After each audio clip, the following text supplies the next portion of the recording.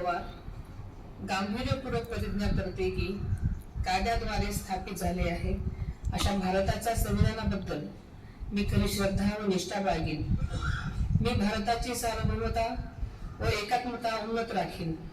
मी महाराष्ट्र राज्याची उपमुख्यमंत्री म्हणून माझी कामे निष्ठापूर्वक व ससद्विवेक बुद्धीने पार पाडेन आणि संविधान व कायदा यानुसार सर्व तऱ्हेच्या लोकांना मी गांभीर्यपणे व निपक्षपातीपणे तसेच कोणाच्याही विषयी ममत्वभाव किंवा आकस न बाळगता न्याय वागू देईन.